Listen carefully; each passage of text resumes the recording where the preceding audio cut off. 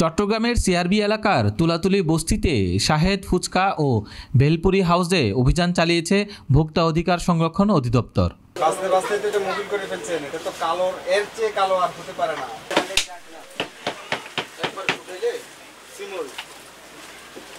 সকালে নগরীর গোয়ালপাড়া এলাকার রঞ্জিত বাবুর কলোনিতে ভেজাল ফুচকা ও ভেলপুরি তৈরি করার সময় হাজির হয় ভোক্তা অধিকার সংরক্ষণ অধিদপ্তর।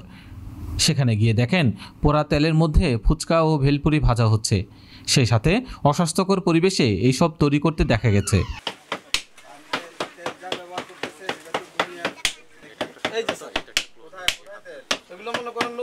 ভোক্তা অধিকার সংরক্ষণ অধিদপ্তরের উপপরিচালক ফয়জুল্লাহ বলেন, এই অস্বাস্থ্য পরিবেশে এইভাবে ফুচকা তৈরি করা হচ্ছে যা মানুষের শরীরের জন্য ক্ষতিকর। পোড়া তেলের মধ্যে আবার নতুন তেল দিয়ে ভাজা হচ্ছে এইসব ফুচকা ও ভেলপুরি। তেলটা ফেলে না, একটা প্রথমে অস্বীকার করেছে, কিন্তু একটা পর্যায়ে স্বীকার করেছে। তো স্বীকার না করে তো উপায় নাই, গতকালকে তেলটা আজকে দিয়ে দিচ্ছে। আর এই আজকের তেলটা, আজকে যে পোড়া তেলটা দিল, এই তেলটার সাথে আবার নতুন কিছু তেল দিয়ে দিচ্ছে। এটাকেই তারা মনে করতেছে এই তেলটা নতুন হয়ে গেছে। আসলে এটা না, পুরাতন তেলটা রাখাই যাবে না। তার মানে অর্থাৎ পুরাতন তেল তারা কখনোই ফেলে না। এটা তেলটাই দেখেন একদম পোড়া মোবিলের মতো হয়ে গেছে, একেবারে কালো কুচকুচে হয়ে গেছে।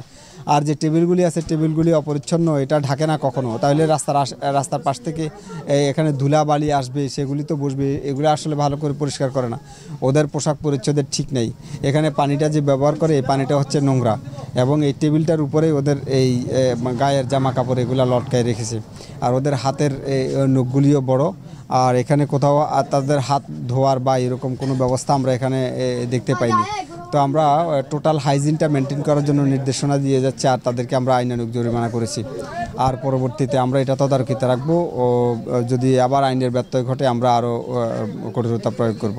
অস্বাস্থ্যকর পরিবেশে তৈরির জন্য শাহেদ ফুচকা ও ভেলপুরি হাউসকে 20,000 টাকা অর্থদণ্ডের সাথে সতর্কতা করে ছেড়ে দেওয়া হয়েছে।